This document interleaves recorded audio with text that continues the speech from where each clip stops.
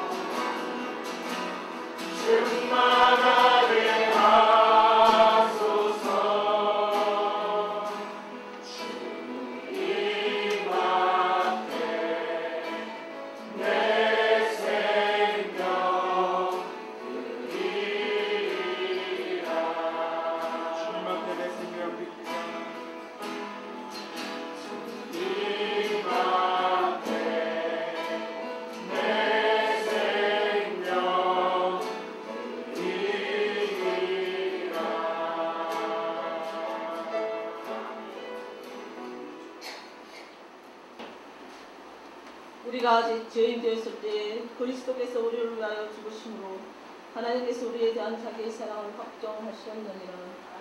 허물과 죄로 죽을 수밖에 없는 저희들을 십자가의 보혈로 우리 죄를 대속하여 주시고 죽기까지 사랑하여 주신 그 무한한 사랑과 은혜에 감사와 찬양과 영광을 돌립니다. 우리를 택하여 주시고 너는 내 것이라고 해주셔서 주님을 아바 아버지라고 부를 수 있는 특권을 허락하여 주신 아버지께 다시 한번 감사를 드립니다. 그러나 저희들은 주님의 자녀로서 아버지의 말씀에 순종하지 못하고 여전히 우리 자아가 깨어지지 않아 세상과 더불어 우리 생각과 마음대로 살아가는 우리 자신들을 돌아보게 하시고 이 시간 말씀을 통해 죄로 물들어 들어오신 우리 영을 정결케 하여 주시옵소서.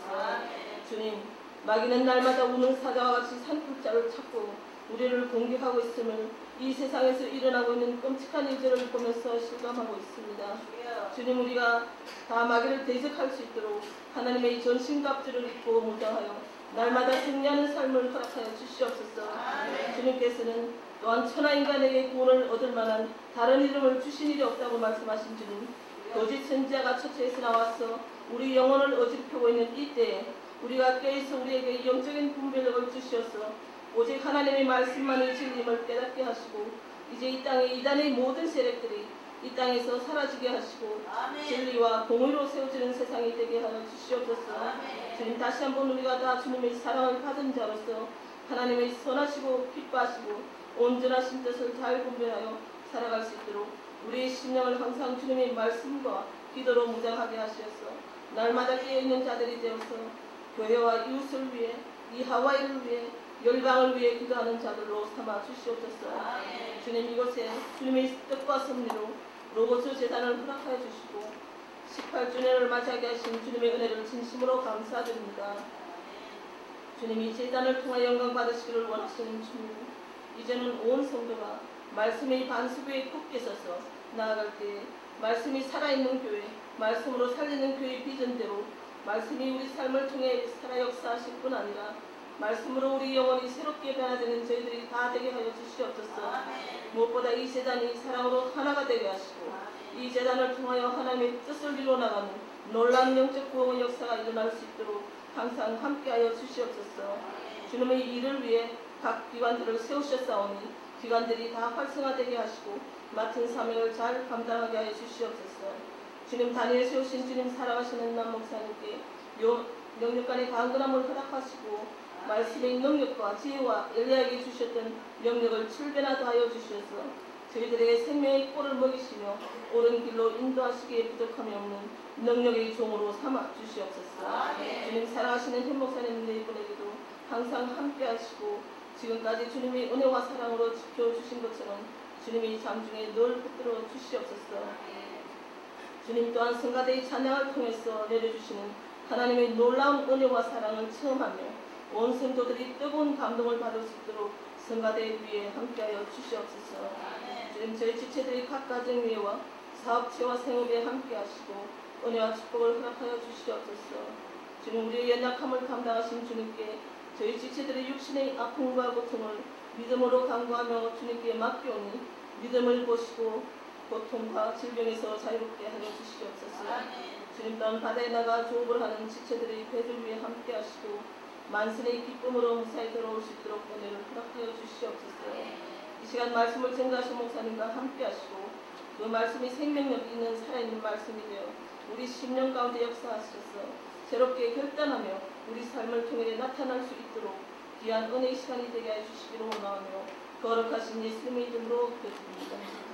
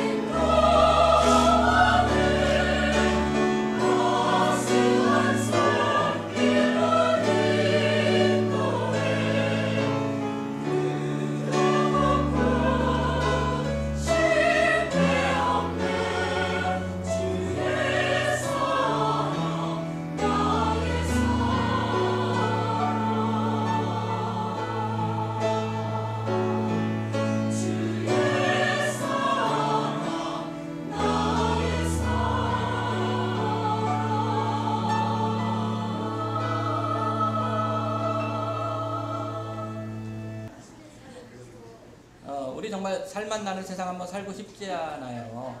그런데 뭐 이렇게 출발은 좋은 얘기는 아닙니다.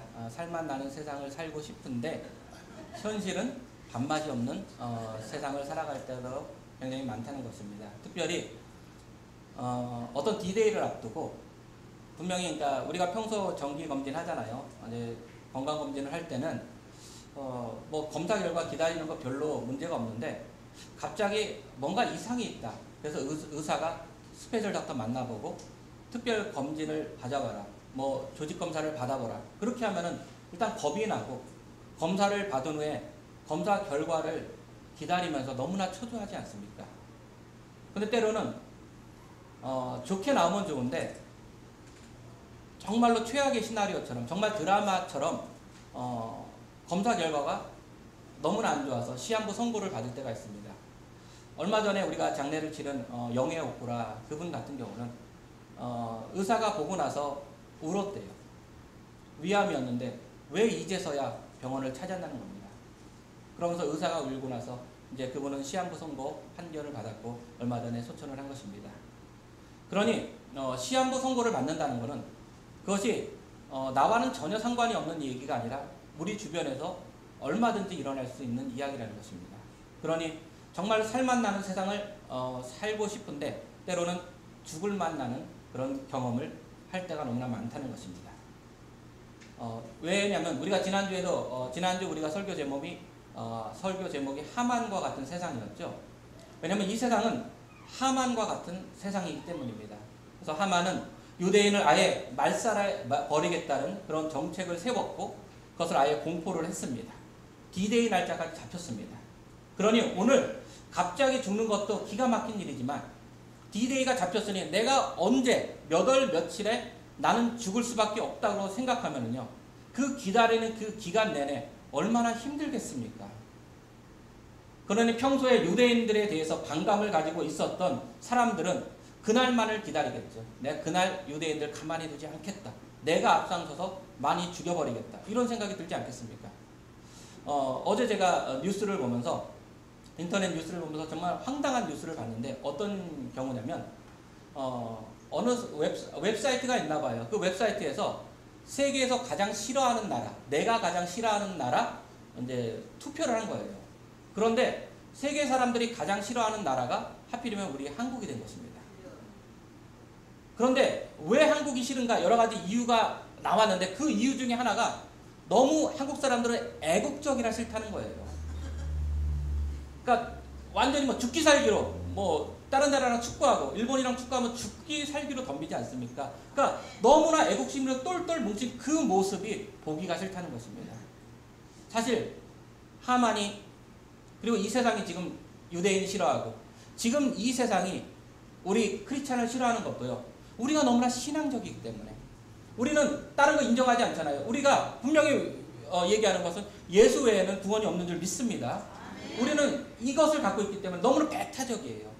그렇기 때문에 세상 사람은 야 너네만 천국 가냐, 너네에게만 구원이 있냐 이런 식으로 해서 자꾸만 신자들을 핍박하고 그리고 교회들을 핍박하는 것이 지금 우리가 살아가고 있는 하만과 같은 세상이라는 것입니다. 그래서 때로는 원수들이 너무나 우리를 집요하게 공격하기 때문에 우리가 너무나 큰 괴롭힘을 당하기도 합니다. 시편 129편을 보면 어떤 얘기가 나오냐면 이스라엘의 원수들이 어느 때부터냐면 이스라엘이 나라를 형성할 그 시대부터, 그러니까 소시 때부터 아주 어릴 때부터 이스라엘을 너무나 많이 괴롭혔다는 것입니다. 그래서 어느 정도 괴롭혔는지 그걸 좀 의인화했는데 마치 우리 등짝이 닭고랑에 매인 것처럼 움푹 파일 정도로 그렇게 채찍으로 때려서 움푹 파일 정도로 그래서 등이 밭고랑이 될 정도로 괴롭혔다는 것입니다. 그러나 중요한 것은 뭐냐면 129편 2절을 보면 결국 그들은 우리를 이기지 못하다는 것입니다. 왜냐하면 하나님이 막아주셨기 때문입니다. 오늘 우리에게도 분명히 원수의 괴롭힘이 있고 원수의 핍박이 있습니다. 그래서 이 세상을 살아갈 때 여러 가지 위기를 당하는데 때로는 그 위기가 오늘 본문처럼 생명이 경각에 달린 너무나 고통스러운 위기도 있다는 것입니다. 그럴 때 우리가 어떻게 대처해야 하는지가 오늘 본문이 우리에게 알려주는 교훈입니다. 그래서 저는 모르드게와 에스더가 위기 앞에서 어떤 자세로 그리고 어떤 방법으로 위기를 극복했는지 우리가 살펴보면서 우리가 이 땅에서 위기를 극복할 수 있는 지혜를 한번 살펴보고자 합니다. 그래서 그렇다면 우리가 어떻게 하면 위기를 극복할 수 있는지 저는 먼저 이렇게 말씀드리고 싶습니다. 우리가 문제의 본질을 꿰뚫을 수 있어야 한다는 것입니다. 무슨 얘기냐면 즉 문제의 원인이 무엇인지 정확히 알아야 한다는 것입니다. 그것을 알아야만 문제의 원인을 제대로 알아야만 제대로 된 해결책을 우리가 찾아볼 수 있기 때문입니다. 1절 한번 우리가 4장 전체를 볼 건데 우리가 4장 1절을 한번 읽습니다. 시작. 모르드게가 이 모든 일을 알고 그 옷을 찢고 굵은 배를 입으며 죄를 무릅쓰고 성중에 나가서 대성통곡하며. 자, 모르드게가 뭐라고 얘기하면 이 모든 일을 정확히 알았다고 합니다. 왜냐하면 모르드게는 당사자이기 때문입니다. 오늘 이렇게 일이 벌어진 게 하만과 모르드게의 갈등 때문에 벌어진 일 아닙니까? 그러니 모르드게는 문제가 어떻게 해서 시작했는지 그리고 지금 어떻게 해서 지금 진행이 되고 있는지 모든 것을 알았습니다. 그리고 모르드게는 이 모든 것을 안 후에 어떻게 했냐면 먼저 굵은 배 옷을 입고 대성통곡을 했습니다. 그렇다면 모르드게는 왜 굵은 배 옷을 입고 대성통곡을 했겠습니까? 단순히 두렵기 때문이 단순히 죽음에 대해서 두려워했기 때문입니까? 그런 것 같지는 않습니다. 왜냐하면 모르드게는 이미 나이가 들을 만큼 들은 사람이기 때문입니다. 그래서 어떤 신학자들은 모르드게의 나이를 90세 이상으로 보기도 합니다. 물론 나이가 드신 분들도 죽음에 대한 두려움은 있겠죠. 그러나 한창 구말리 같은 이제 그렇게 젊은 사람들에 비해서 만약에 시한부 선고를 받더라도 충격은 조금은 덜하지 않을까 생각합니다. 그러니 모르드게가 이렇게 대성통곡을 한 것은 죽음에 대한 두려움 때문은 아닙니다. 그렇다면 무엇이겠습니까? 저는 죽음에 대해서 죽음 자체에 대해서는 그렇게 두려워하지 않습니다. 왜냐하면 저는 예수를 믿기 때문이고 예수를 믿으면 저는 죽어도 천국에 갈 것을 확실히 믿기 때문입니다. 그런데 그래서 죽음 자체는 두렵지 않은데 남겨질 가족에 대한 미안함은 있겠죠. 아직도 저는 새 아이의 아빠이기 때문입니다. 자, 그렇다면 모르드게도 남겨질 가족에 대한 미안함 때문에 울었던 것입니까? 성경은 그렇게 얘기하지 않습니다. 이상하게 에스더서를 보면 성경 어디에도 에스더서 어디에도 모르드게가 가족이 있었다는 말이 나오지 않습니다. 그리고 우리가 에스더서를 하나하나 살펴보지 않고 조금씩 스킵을 했잖아요. 근데 에스더서를 하나하나 살펴보면 정황상 많은 신학자들은 모르드게도 넷이었을 가능성에 더 무게를 두고 있습니다. 그러니 그는 가족을 둘 수 없었던 처지였던 것입니다. 어쨌건 그러나 성경에서는 정확히 말하지 않기 때문에 뭐라고 얘기할 수 없지만 어쨌건 가족 때문은 아닙니다. 그렇다면 왜 그가 굵은 베옷을 입고 대성통곡을 했을까요? 아마 죄책감과 책임감 때문일 것 같습니다. 왜냐면 어쨌건 자기와 하만의 갈등 때문에 문제가 발단이 되었잖아요. 모르드게는 자기의 신념을 지킨 거예요. 자기의 신념을 지킨 것까지 너무나 좋았지만 자기가 신념을 지킨 것 때문에 결국 수많은 사람들이 죽음에 이를 수도 있다는 것 때문에 그는 그런 부담감 때문에 책임감 때문에 마음이 무거웠던 것입니다. 하여간 모르드게는 지금 문제의 원인과 어떻게 파장이 되고 있는지 분명히 알고 있었습니다. 그래서 이 일은 자신 스스로가 해결할 수 있는 일이 아니라 에스더의 도움이 절대적으로 필요했다는 것을 알기 때문에 에스더를 찾고 있었던 것입니다. 근데 문제는 뭐냐면 당시까지만 하더라도 에스더는 아직 문제의 본질을 꿰뚫어 볼 수 없었어요. 그래서 에스더는 문제를 해결하기 위해서 처음에 어떤 방법을 썼냐면 처음에는 모르드게에게 베옷을 벗기고 새 옷을 입히려고 했던 것입니다. 자, 에스더라면요. 도대체 왜 모르드게가 베옷을 입어야만 했는지 그것을 먼저 알아차려야 되는데 왜 도대체 베옷을 입었는지에 대한 관심은 없고 베옷을 입은 그 모습이 눈에 거슬리니까 당장 그 옷만 벗기만을 원했던 것이에요. 그런데 모르드게는 베옷을 아무리 자기가 벗고 새 옷을 입어봐야 그것이 문제 해결의 본질이 아니기 때문에 그것을 거부한 것입니다. 그렇다면 왜 에스더는 왜 옷에만 집중을 했을까요?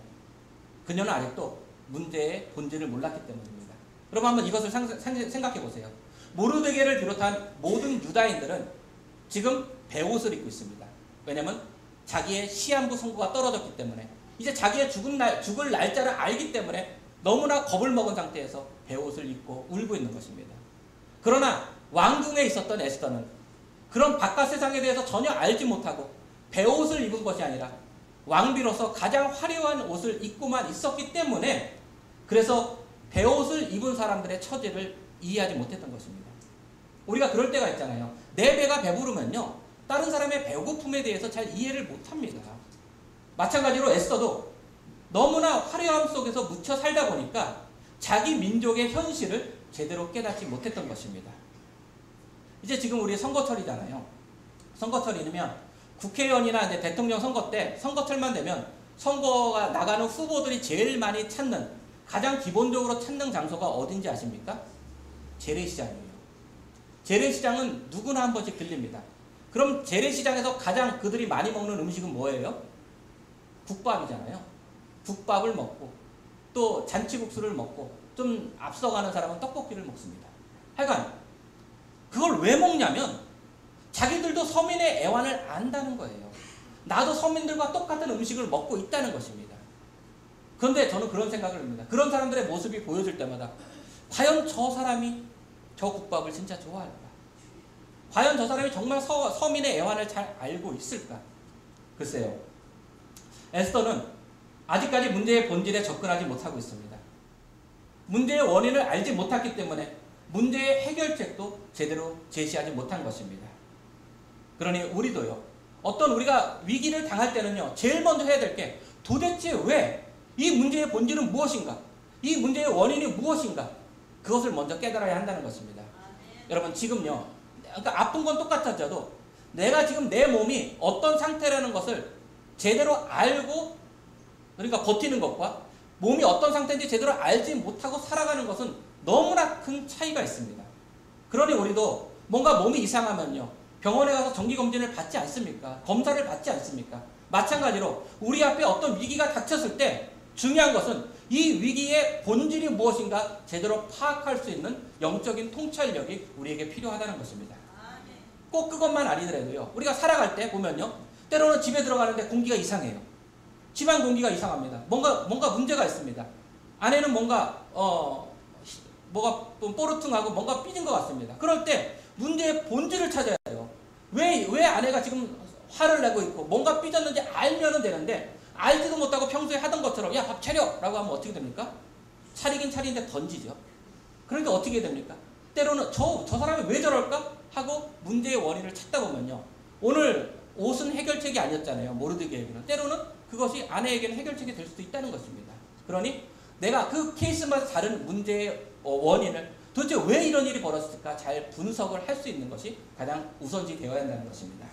그리고 우리가 문제의 본질을 꿰뚫었으면 그 문제를 해결하기 위해서 그 다음에 뭐가 필요하냐면요. 정면 돌파를 해야 할 필요가 있다는 것입니다. 자, 모르드게가요. 왜 베옷을 입었습니까? 그리고 모르드게가 베옷을 입고 대성통곡을 했는데 그 장소가 어디냐면요. 대궐문 앞입니다. 자기 집에서 한 게 아니라 자기 집 안방에서 운 것이 아니라 대궐문 앞에서 대성통곡을 하고 베옷을 입은 이유는 모르드게는 지금 에스더에게 정면 돌파를 하고 있는 것입니다. 에스더에게 가장 극단적으로 문제를 알리기 위해서 가장 그런 정면 돌파를 한 모습이 보이더라는 것이에요. 그런 모르드게가 에스더에게 요구한 건 뭡니까?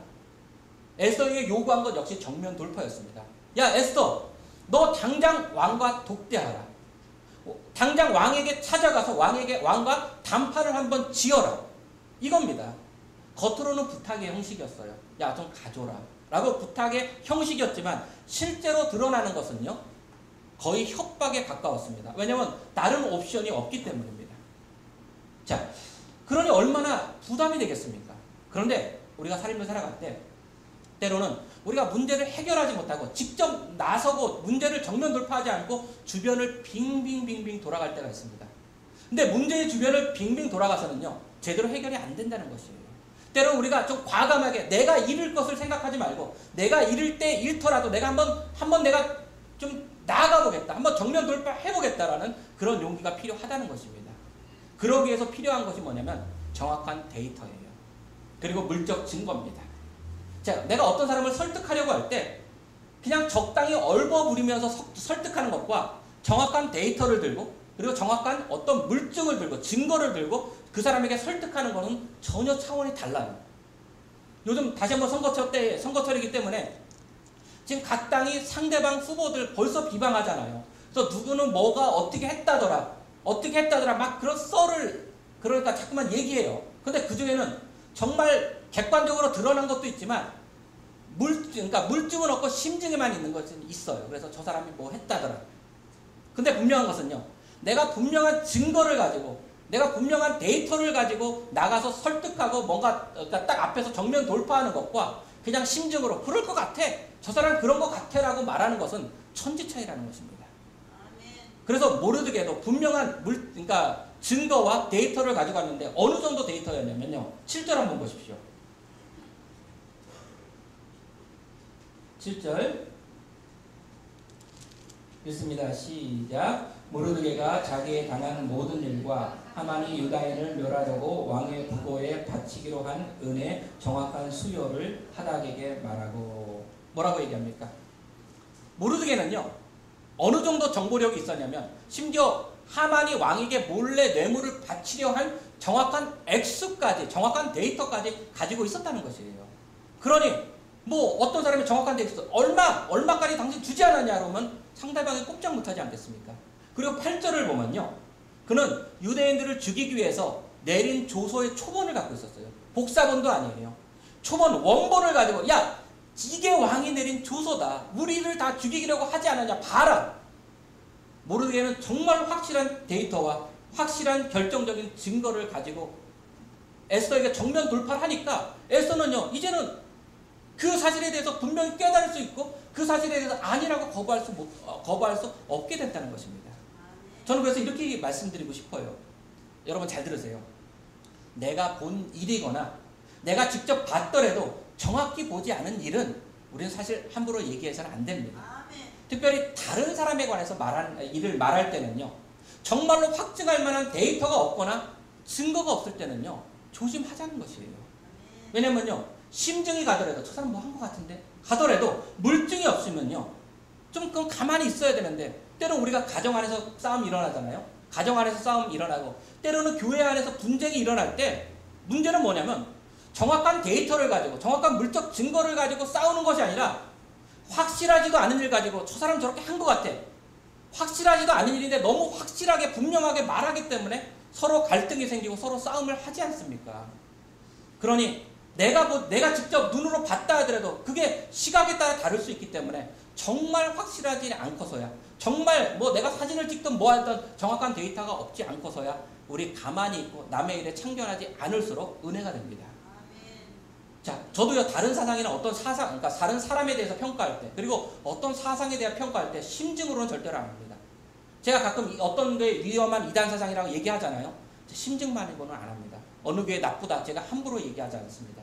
그러나 저 교회에 대해서 저 어떤 선교 단체에 대해서 저 단체가 뭔가 문제가 있다고 신학자들이 얘기하고 그리고 교단 신학자들이 연구를 결과 내놓은 결과물을 제가 보고 나서 이 단체 문제가 있습니다 라고 얘기하지 그냥 심증만을 가지고 이거 잘못된 거 같아요? 내가 보니까 필이 나빠 이렇게 얘기하면 안 된다는 것입니다. 자, 모르드게는요 정확한 데이터와 정확한 물적 증거까지 확보했기 때문에 에스더에게 강하게 말할 수 있었고요. 그래서 이제 이 문제를 해결하기 위해서 뭔가를 나아가는데 그럼에도 불구하고 아직도 산 넘어 산에 큰 문제가 있었는데 그 문제의 원인은 11절 때문입니다. 우리 한번 11절 길지만 11절 우리 함께 읽습니다. 시작. 왕의 각도 백성이 다 알거니와 물은 남녀하고 부름을 받지 아니하고 안뜰에 들어가서 왕에게 나아가는 오직 죽이는 법이요 왕이 그 자에게 금오를 내어 밀어야 살 것이다. 이제 내가 부름을 입어 왕에게 나아가지 못한 지가 이미 30일이라 하라. 문제는 뭐냐면요. 제가 에스더서를 설교하면서 매주 빠지지 않고 사용하는 단어가 있어요. 어떤 단어였냐면 다트였습니다. 혹시 기억하시는 분 계십니까? 다트는 법, 명령이었습니다. 페르시아가 얼마나 자꾸만 법을 남발하는지 심지어 어떤 법까지 남발했냐면 에스더는 왕후예요. 왕비예요. 왕의 아내라는 거예요. 그러니 내가 우리 남편 보고 싶으면 언제든지 자기야 라고 하면서 가서 얼굴을 봐야 돼요. 만나야 돼요. 그런데 이 페르시아에는 어떻게 되냐면 심지어 아무리 왕비가 왕을 만나고 싶어도 자기야 하고 무조건 쳐들어가면 어떻게 되냐면요. 죽인다는 거예요. 왕이 금호를 내려 살려주지 않으면 웬만하면 다 죽인다는 것입니다. 그러니 법을 만들어도 어떻게 그런 법을 만들 수 있겠습니까? 그러니 에스더는요. 지금 상황이 이래요. 자기가 그리고 30일 동안 부름을 받지 못했기 때문에 지금 내가 왕에게 무조건 나가는 거는 죽을 수밖에 없다는 것이 현실이었습니다. 근데 이거는 이 사실을 모르드기가 모르는 것이 아니에요. 자, 11절을 보면 다 아는 얘기입니다. 다 아는 일이기 때문에 모르드게도 지금 이렇게 가는 게 왕에게 나아가는 것이 에스더가 싫어서 안 나가는 것이 아니라 못 나간다는 것을 알아요. 근데 그러니까 에스더도 현실을 바탕으로 말을 한 거고 모르드게도 현실을 바탕으로 말한 겁니다. 에스더는요. 내가 가면 죽는다라는 현실 때문에 말한 것이고 모르드게는 야 그래도 방법이 없지 않느냐. 너밖에 없다라고 지금 말하고 있는 것입니다. 자, 에스더가 이제 왕과 단판 짓는 것이 그래도 가장 확실한 카드라는 것을 모르드게가 알았기 때문에 12절 이하를 보면요. 모르드게는 에스더에게 크게 세 가지 논지를 가지고 얘기합니다. 어떤 논지였냐면 짧게 얘기하자면요. 첫 번째, 너 유대인이라는 거예요. 네가 아무리 왕비라고 하더라도 너도 어차피 유대인이라는 겁니다. 자기 민족의 정체성을 절대로 잃지 말라는 것이에요. 우리가 아무리 영어를 잘해도 우리는 다 한국인 아닙니까? 우리는 분명히 코리안 아메리칸이고 우리는 아무리 내가 영어 한국 문화에 서툰다고 하더라도 저희 자식은요. 아무리 미국에서 태어났다고 하더라도 저희 아이들은 한국인 아닙니까? 마찬가지로 우리도 에스더 너도 아무리 지금 배옷이 아니라 왕비 옷을 입은다 할지라도 너는 유대인. 그것을 잊지 말라는 것입니다. 또한 14절을 보면요. 길지만 우리 한번 14절도 읽어볼까요? 14절 읽습니다. 시작. 이때 내가 만일 잠잠하여 말이 없으면 유다인은 다른 데로 말미암아 노임과 구원을 얻으려니와 너와 내 아비 집은 멸망하리라. 내가 왕후의 위를 얻은 것이 이때를 위함이 아닌지 누가 아느냐. 자, 두 번째 논지는 뭐냐면 모르드게는 에스더 너의 도움이 아닌데도 하나님은 어떻게 하든 다른 방법을 동원해서도 우리를 도와주실 것이다. 그게 믿음의 고백인데 그런데 너는 최선을 다하지 않았다면 하나님은 너는 멸망시키실 것이라는 경고였습니다. 그러면서 한 가지 마지막으로는 뭐냐면요.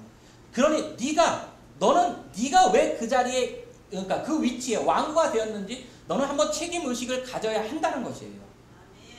그러니까 네가 왕후가 된 것이 이때를 위함이 아닌지 어떻게 알겠느냐는 겁니다. 이것이 모르드게가 정말 알고 한 이야기인지 아니면 언급결에 나온 이야기인지 모르지만 이것은 정확히 하나님의 뜻을 담고 있습니다. 에스더는요. 겉으로 보면 왕후가 될 자격이 안 돼요. 하지만 하나님이 그 위치를 세워주신 것은 결국 에스더를 통해서 유대인들을 구원하기 위한 하나님의 계획 아니었습니까? 저는 이렇게 생각합니다. 예수를 믿는 사람들 중에 정말로 남들은 오르지 못할 높은 자리에 오르는 분들도 계시고 그리고 돈이 많이 번 분들도 계시고 좀 큰 권력의 자리에 오르거나 또 많이 공부한 분들도 많이 계십니다. 우리들도 보면요. 각자에 따라 하나님이 남들보다 더 뛰어나게 하신 무엇인가가 있지 않습니까? 그러니 내가 남들보다 재력이 많거나 내가 남들보다 체력이 많거나 내가 남들보다 권력이나 영역이나 어떤 것이라도 내가 학력이 많을지라도 이것이 그냥 나 혼자 잘 먹고 잘 살기 위한 것이라고 생각하고 나 혼자만 누리려고 하면요. 그것은 신자의 자세가 아닙니다. 하지만 내가 하나님 도대체 왜 나에게 이런 재력을 주시고 하나님 나에게 이런 왜 권력을 주시고 학력을 주시고 왜 영역을 주셨습니까? 이거는 나 혼자 잘 먹게 살기 위한 것이 아니라 하나님 나라를 위해서 주의 교회를 섬기기 위해서 하나님이 주신 그런 은혜인 줄 믿습니다라고 믿는 자를 하나님께서 사용하실 줄 믿습니다. 저는 감사한 게 누구나 감사하지만 저희 교회에 젊은 분들이 많은 게 감사하고 또 젊은 분들 중에서 학력이 높은 가방끈 긴 사람들이 많은 게 더 감사해요. 그러나 가방끈 긴 것이 자랑이 아닙니다. 박사 과정에 있다는 것이 중요한 것이 아니라 그 박사 과정 공부한 후에 어떻게 하나님 나라를 위해서 일하는 것이 더 중요하지 않습니까? 그러니 그것을 찾도록 여러분 기도하길 바랍니다. 에스더도요. 자신의 사명을 깨달았습니다. 그래서 그녀도 이제는 정면 돌파를 하려고 합니다. 왕의 허락도 없이 왕을 찾아가는 일은 정말 목숨을 거는 일이에요. 그러나 자신도 내가 이게 내 사명이라면 내가 한번 사명을 감당하겠다고 말을 하면서 16절에 기독교 모든 문구 중에서 가장 유명한 말을 합니다. 그게 뭐예요? 죽으면 죽으리라. 사명을 깨달은 사람의 입에서 이런 말이 나와야지 인생 포기한 사람의 입에서 이런 말이 나오면 안 된다는 거예요. 이런 말은 신자들이 나와야죠. 어떤 사람은 술집에서 야 마시고 죽자! 죽을 때까지 마시라는 거예요. 근데 그렇게 먹다가 죽으면 그건 개죽음입니다. 하지만 사명을 위해서 살다가 사명을 위해 죽을 때 그거는 순교인 줄 믿습니다. 여러분 우리 앞에 위기가 있습니까? 때로는 문제의 주변을 빙빙 도는 것이 아니라 죽음을 각오하고 용기를 내어 정면 돌파할 필요가 있다는 것입니다. 문제의 주변을 빙빙 돌기만 하면 그냥 문제도 계속 헷갈리게 되지만 내가 분명한 확신을 가지고 하나님을 의지하고 믿음으로 나아갈 때 하나님이 우리를 지켜줄 줄 믿습니다. 자, 우리가 위기를 극복하기 위해서 해야 될 것 딱 한 가지만 더 보겠습니다. 우리 한번 16절을 다 읽어봐야 될 것 같은데요.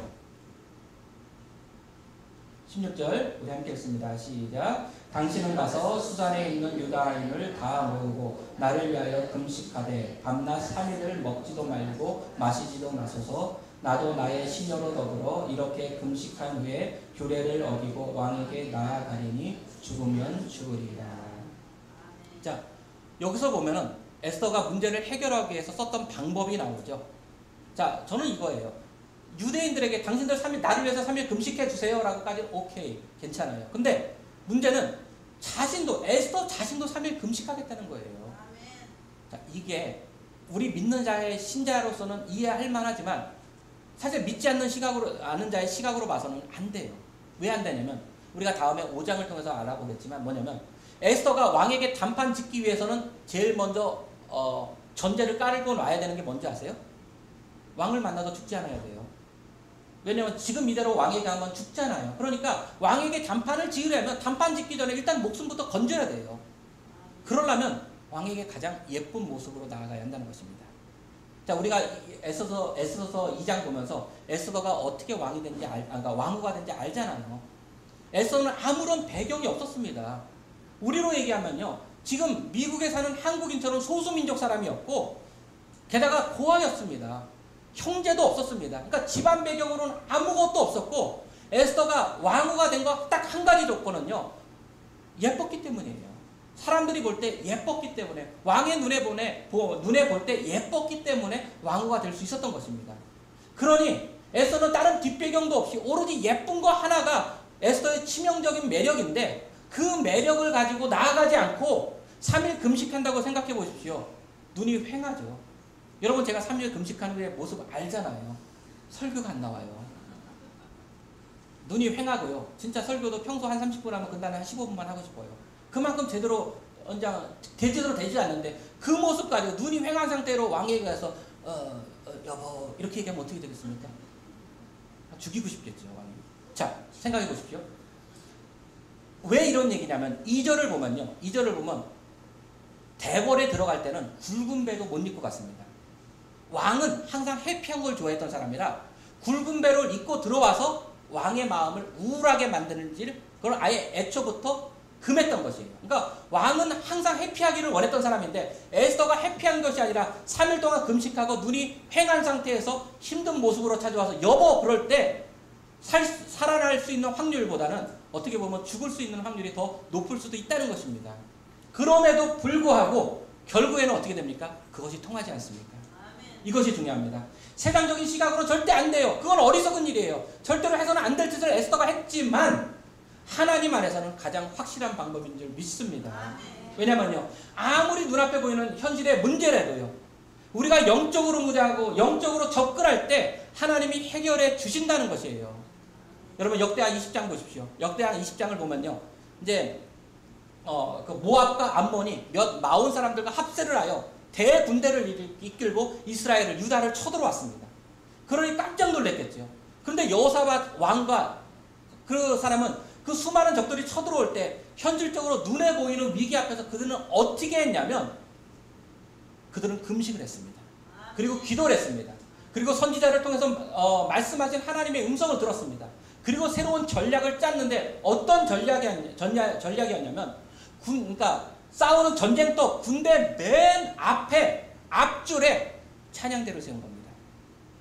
맨 앞줄에 무기를 든 군사를 세운 것이 아니라 가장 거룩한 옷을 입힌 성가대원이죠. 우리로 얘기하면 성가대원을 가장 앞에 앞장 세우고 성가대의 찬양으로 전쟁을 시작했던 것입니다. 근데 놀라운 것은 역대하 20장 22절을 나중에 집에 가서 찾아보시면 그 찬양과 노래가 시작할 때에 하나님이 복병을 보내셨습니다. 그래서 적들을 완전히 싹쓸이해 주셨습니다. 이스라엘은 힘 한 번 쓰지 않고 칼 한 번 휘두르지 않고 완전히 대승을 거둘 수 있었던 것입니다. 여러분, 이것이 하나님의 역사입니다. 그 하나님께서는 지금도 살아계셔서 우리와 함께 하시고 우리가 위기를 당할 때 우리를 도와주시고 구해줄 줄 믿습니다.